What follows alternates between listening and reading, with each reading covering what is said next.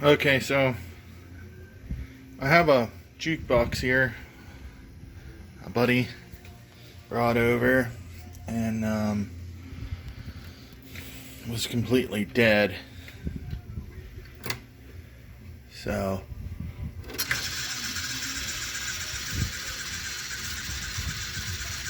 we got this going, which is a bad connection right here. So I'm presuming that all of these connections are going to need to be pulled apart and cleaned. I do have a jukebox of my own, but it's not this style. It's sort of the same as mine, but different at the same time. So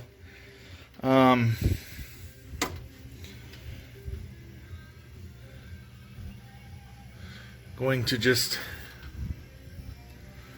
yeah, I was up here tapping on these panels and stuff and getting connection and not connection, so I'm gonna have to reseat all these plugs. I'm gonna have to find some kind of deoxit or something and get all this shit cleaned up. Well, if I get anything happening here, I'll be back. Okay,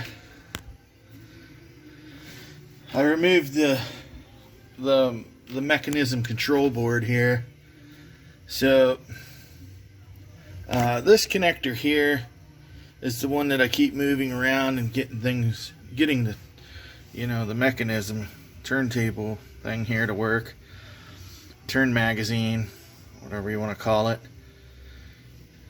So I took this apart so I can clean all of these connections, and I got some electrical cleaner here that I'm trying to spray into the Molex connections there. I believe them are Molex. But anyways, I'm going to inspect all these plugs, see if there's any ones that are loose that maybe I can tweak a little to get tightened back up, so when they slide on these pins they make better connection. So that's what I'm working on right now. I'll get to it and come back when I got something else going on. Okay, so I'm pulling each clip out of this connector here because it seems to be the one that I keep wiggling around and it gets power, loses power. So I'm taking them each pin out.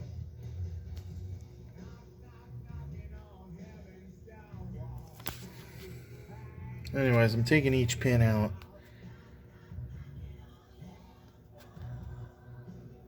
And putting a little spring back in here. And buffing the contact area.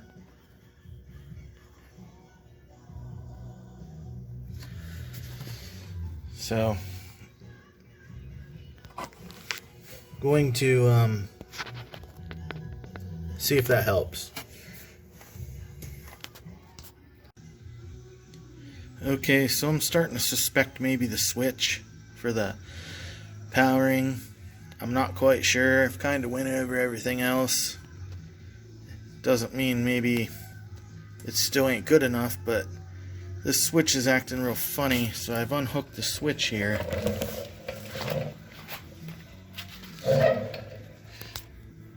And I basically tore it down, cleaned up all these pads. Let's see. I mean, you can see where it was sliding on the pads. The pads were way worse than this. And then I cleaned this one up. So we'll see. Anyways, cleaning the switch.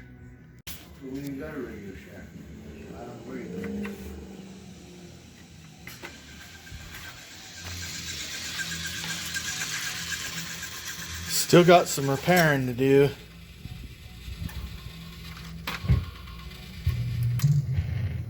I think the needle's broken or something.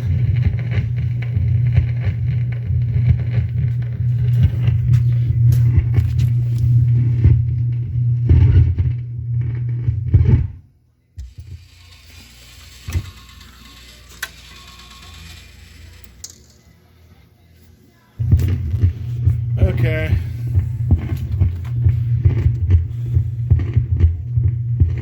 A lot of the intermittent power problems was coming back right there. So that's cleaned up. I believe I need to tear this power supply apart because now the amp won't work over here where it's supposed to. So I'm going to need to tear this power supply out and find out what's going on inside of it. It does work now. There's only one record I found so far that plays.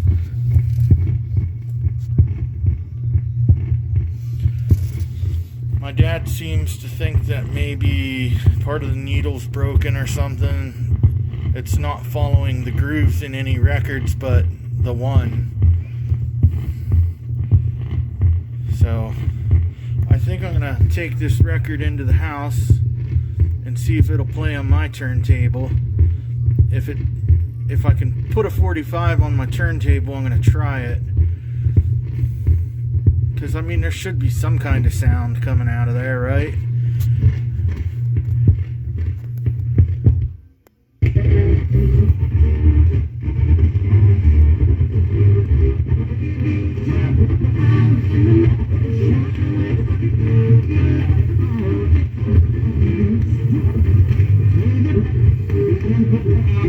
And the needle scoots backwards across this record.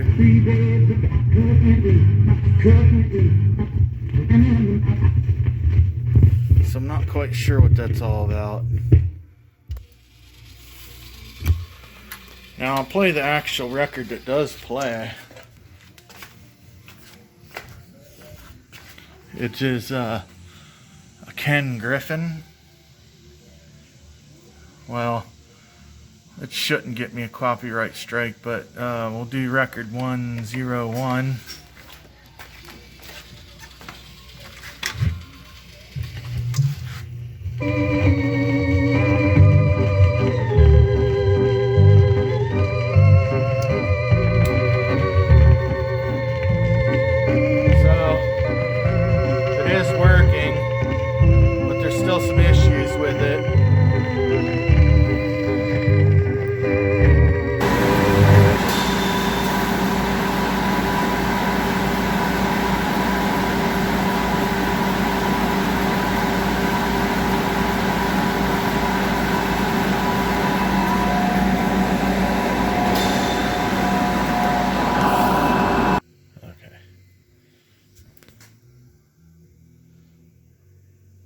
So back at the Jukebox, ordered a new needle for it because I think that the needle's bad. It just doesn't look very pointy. Well, it's actually a stylus, I guess, but I call it a needle, right? You know what I mean. So let's go ahead and turn this guy on.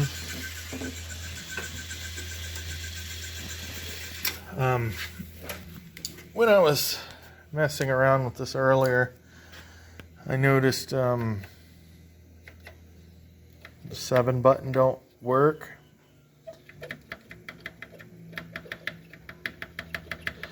So I'm going to tear this panel out and see if I can figure out why the 7 button ain't working. All the other buttons work. I done tested them.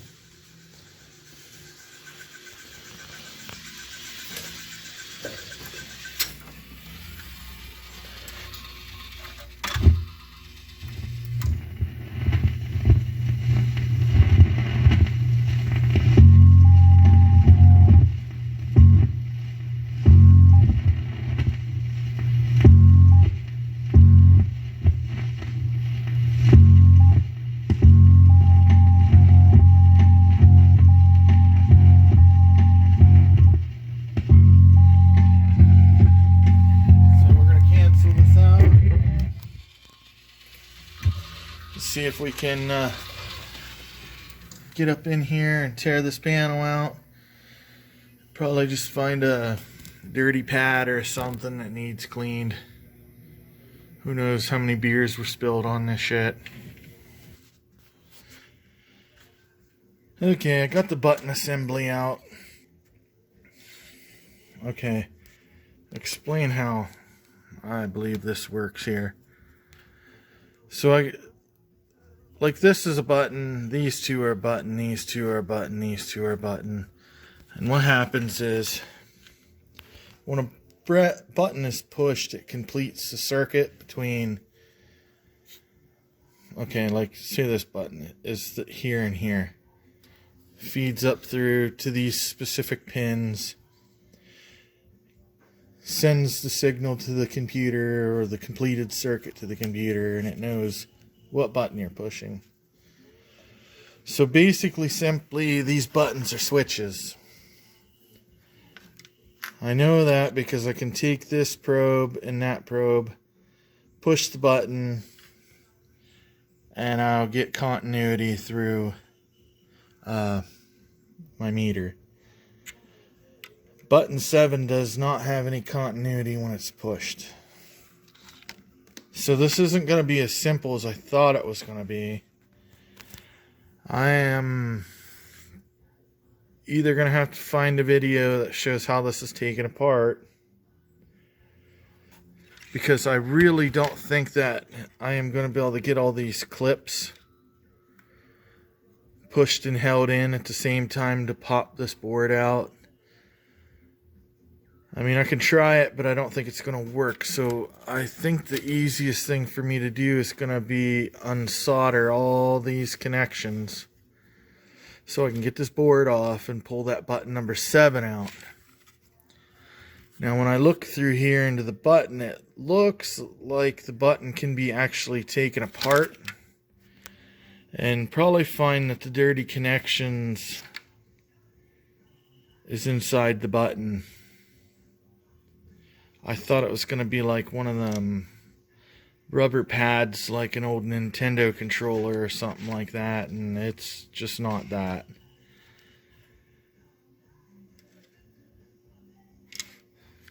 So I'm probably going to have to break out the soldering iron and the solder sucker, and 2, 4, 6, 8, 10, 12, 14, 16, 18, 20, 22, 24, 26, 28 solder points so I can pull this board off.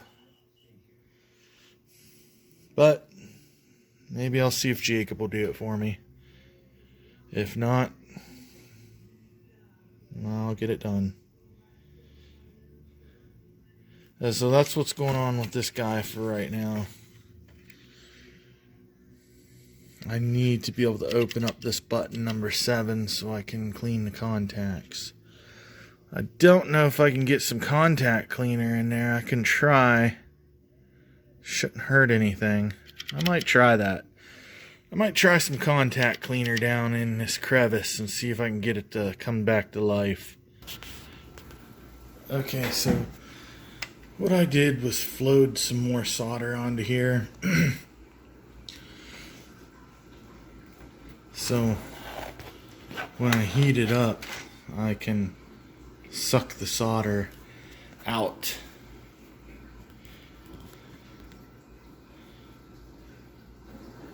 Okay, so you can see how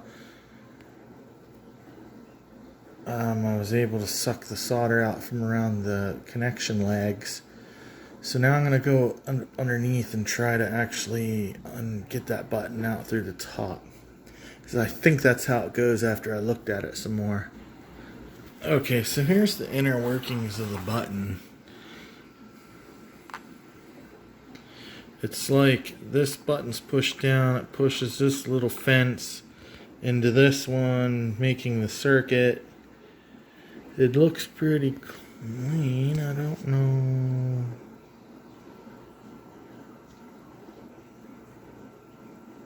Maybe it ain't. I'll take a small brush to it and clean it up. I'll try to assemble this and see if we can get it to work. Okay, this may be hard to see, but you see this piece right here? I put a bend in it because when you push the button down, it goes down here into this this little ramp. See them 2 ramps on each side?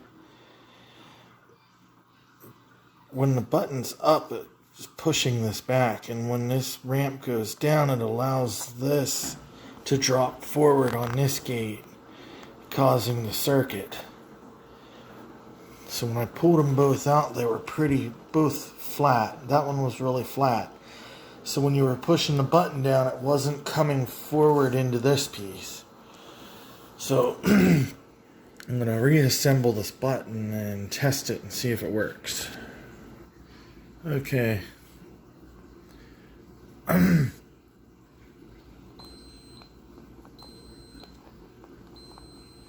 Got a good positive contact now.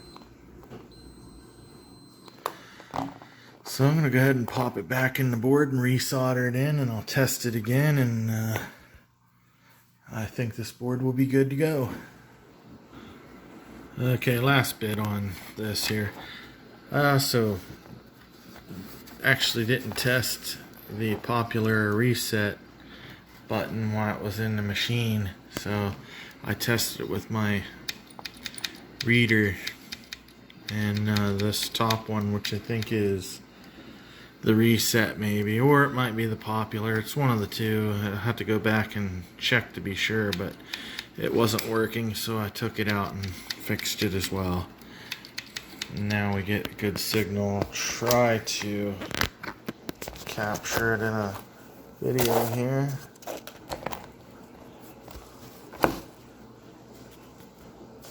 Let's see if I can get this to work.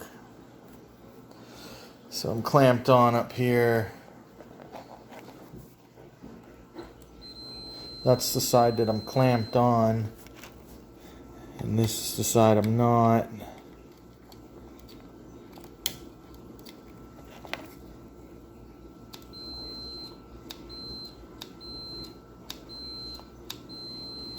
So that button's working. I'm basically going to follow this trace here around, comes up and comes out to this pin right here, and then if you follow this one,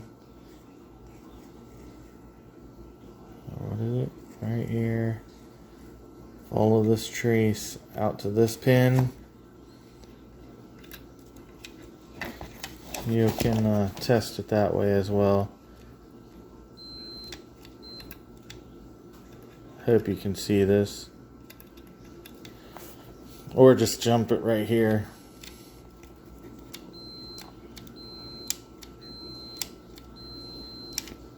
So now I believe it's popular, or the reset button, and number 7 is working. Sorry there. Alright. I don't know when I'll get back to working on this again, but you'll never know, so see you in a few seconds. Okay, let's see if we get the 7 working now. Okay, let's see if we can get the 7 working now.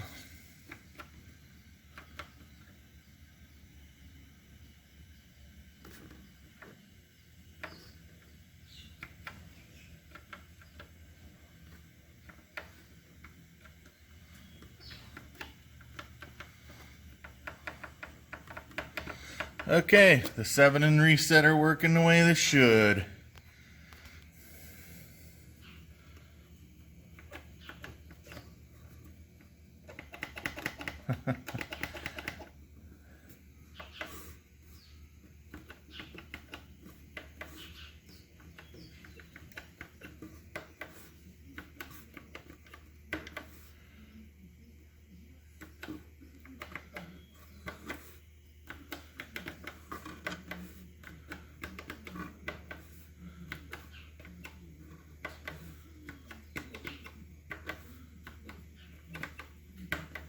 Okay.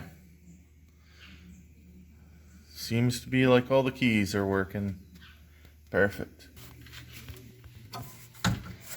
Now I plan to pull this power supply out and check for any cold solder joints, because the actual amp power side quit working when I cleaned that plug there. So I don't know, maybe there's just something funky going on inside to get it cleaned up and solder any cold solder joints or something like that.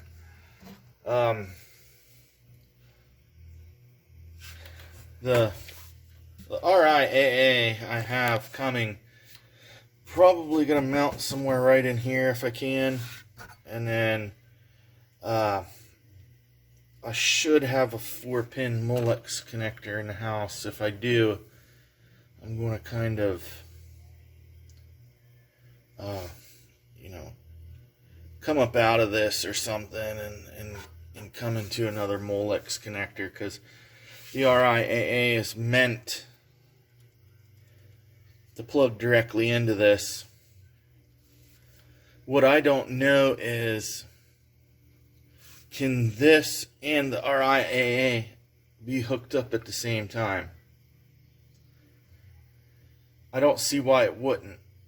Basically, if you're playing something through the RIAA, and the record player would come on, it should just have 2 different sound inputs going into it at the same time. I don't know if it's going to cause any amp buzzing or anything like that, so I'm hoping I can just leave it hooked up, and whatever has input going into it comes out through the amp. I'm hoping I don't have to put some kind of switch in it. If I do, I'll just mount it into the back of the jukebox. So if you want to listen to the record player, you flip a switch. If you want to listen to whatever you want to input into it, you flip a switch. So this is totally experimental. I know in theory it should work, but you know, sometimes theories are wrong. So, alright, off to the power supply. I've rambled enough. Okay, checking out this power supply here. Basically what I found is, it's not that this plug isn't getting power, it's just the internals of the plug itself are kind of destroyed.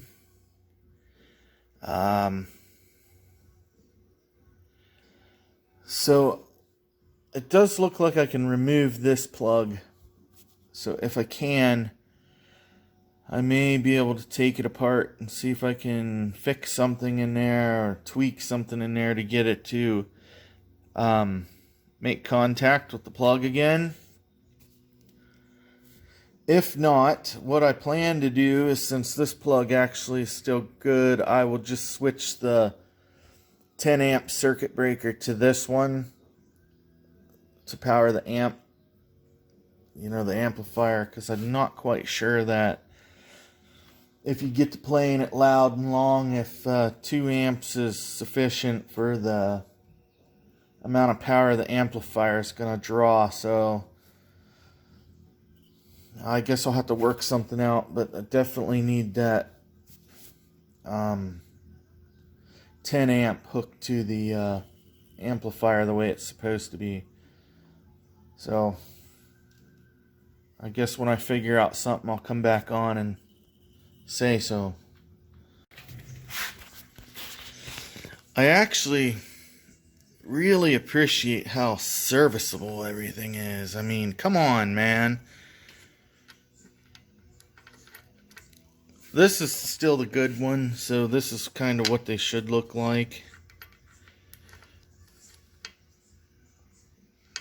And even these are filthy dirty. So I'll tear the other one apart as well and check out what it looks like. Maybe I can just clean things up, and because I was getting voltage with the meter if I like really jam the test probes down inside there. So we'll have a take a look at the one that isn't working and see what it looks like. That's what it is. Just one of these posts is bent in way too far. As you can see the difference between the bend. So I'm going to repair this, just bend it back out, clean everything up, and I'm going to put this one that bent into the 2 amp plug because it should mostly remain unused. So I may even put these both brass ones in the one for the amp so we get good contact constantly, and put these aluminum ones or whatever these are into the auxiliary plug. And I'll come back when it's all together. We'll test it out. Okay, so that pin that was bent wasn't bent. As soon as I touched it to push it back, it basically was cracked and snapped. So I found this in like them wall hanging kits you get at like Walmart and shit. This is a little heavier, but I think I'm going to try to bend this into a new plug piece, put down in there, and see if I can get this to work. If not, then I guess I will just put the plug or the 10 amp plug back together so it works, and can't really do anything with the other one. Went to clean up these fuse holders, and when I popped one of the fuses out, the glass didn't break, but the silver cap pulled off the end of it.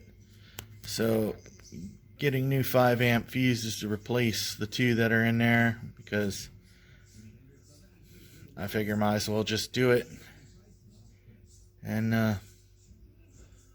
I'll be putting this back together, put it in, we'll test both outlets. Okay, so just gonna do a small test on these power outlets. Good.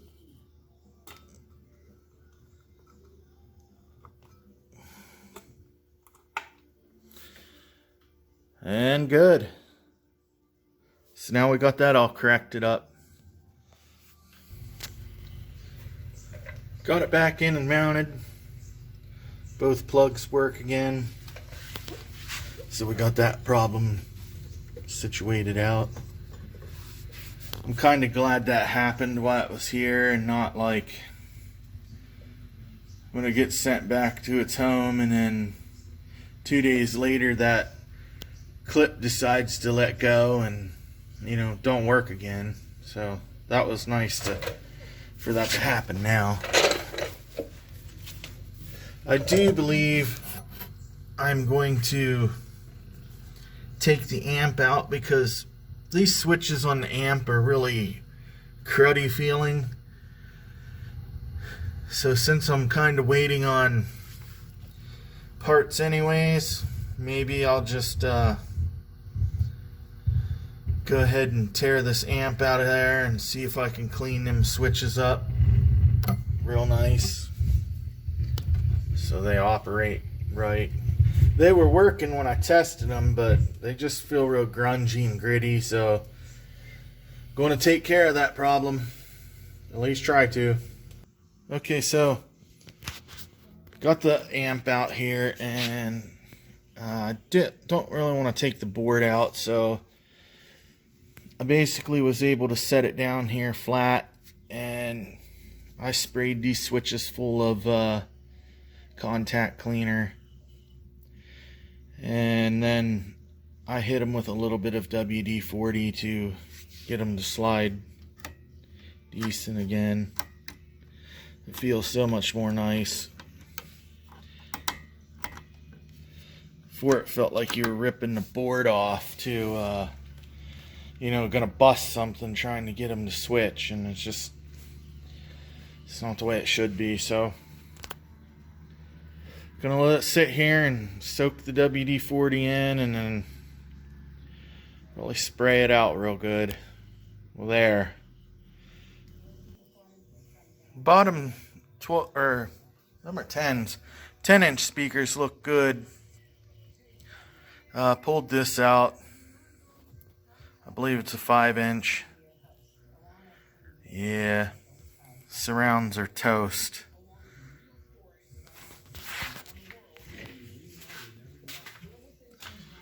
So I'm thinking that's about a 5-inch speaker. Let's see.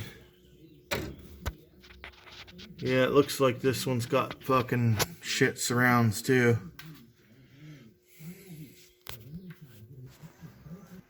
Starting to disassemble the front lid here.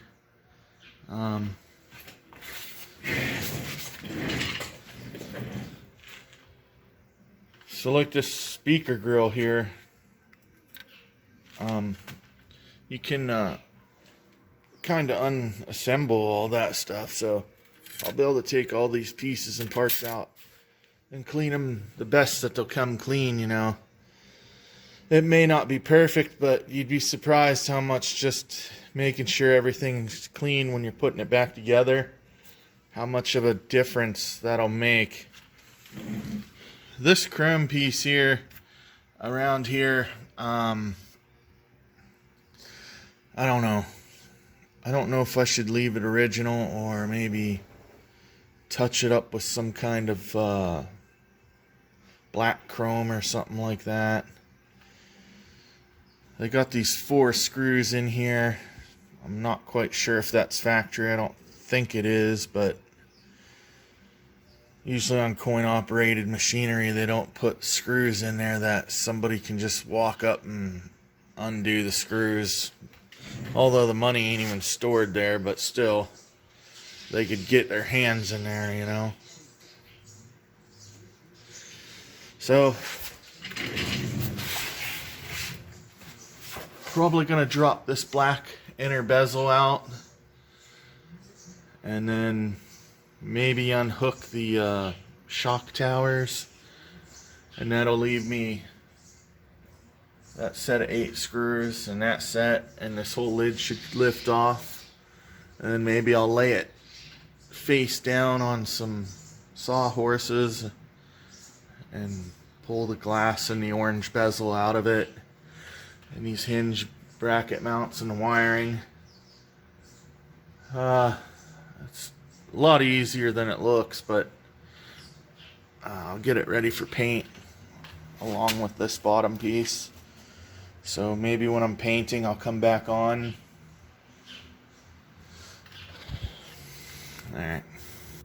Alright man, the lid is off.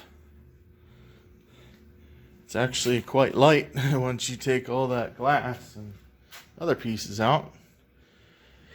So next, going to disassemble this bottom piece to where it's just down to the bare frame. I just got to find lots of places to stash all the parts. Once I get the frames cleaned up and painted and they're dry enough to handle, then, you know, I'll just start cleaning stuff as I assemble, and cleaning and painting other things as I assemble, I guess. Hopefully it works out in the end. Kind of scared because this ain't mine, and I mean, it looks good in my head, but what if it looks like shit when I'm done and they're like, oh yeah, it looks good, and they're like, ah shit, looks like garbage, you know. So anyways, okay.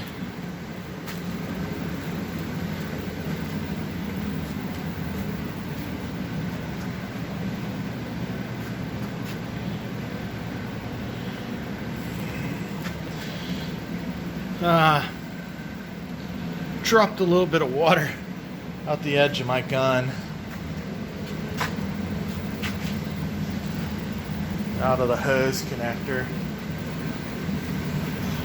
I got a little bit of run because I had to fix something, because, you know, birds think they gotta land on my stuff when it's wet.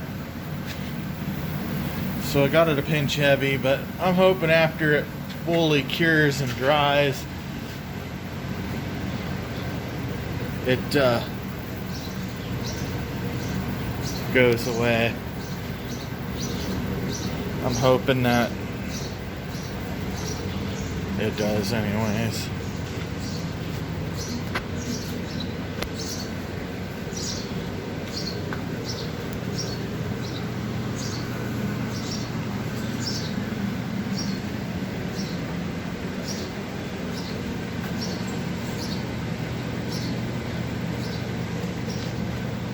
So, anyways, got some stuff painted.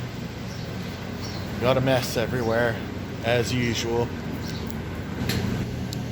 Okay, this is the front where you push all the buttons and everything. So,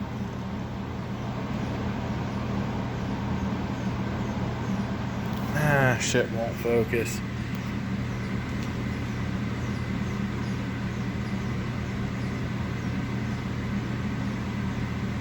So, I've bonded these holes closed. Cut that melted plastic from right there and right there, filled that in a little bit.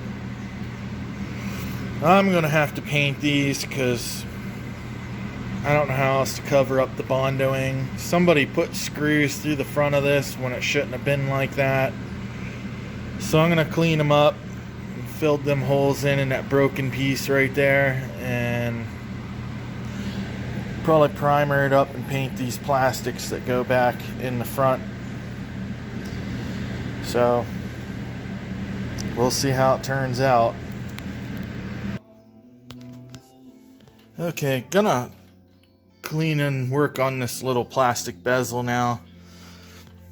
There's some rust on there. I don't know how I'm gonna get that off. I may just take some polishing compound and try to polish up that plastic right there so that rust ain't so noticeable, because this outer rim goes right against the glass. Gonna take out that hinge down there, like this one here. You can see these screws from inside the glass, and they're awful rusted, so I'm going to wire brush them up and shoot them with a little bit of paint so you know they're black. And also had to paint this chrome piece. I guess I didn't have to, but it was just it was too messed up to try to shine up. The chrome was off and discolored, and I tried polishing it, and some parts did, but others didn't. So I hammer toned black the outer bezel, painted the plastics here orange. These screw holes that was in this panel I filled in with Bondo and put them in there so, you know, the hackery of the screws aren't there. So hopefully it looks good when we get it all together. I'm really leery about this orange, but it's the closest I could get to the original, well, at least what the original looks like to me. So I always think it's cool because when I clean my jukebox bezel, I don't know how well you can see it, and you can watch the cigarette smoke roll off of the parts into the water. It makes the bed much more bright and beautiful when it's on. So got this here on the table and got it down on some towels because I'm going to start assembling the front cover of the jukebox.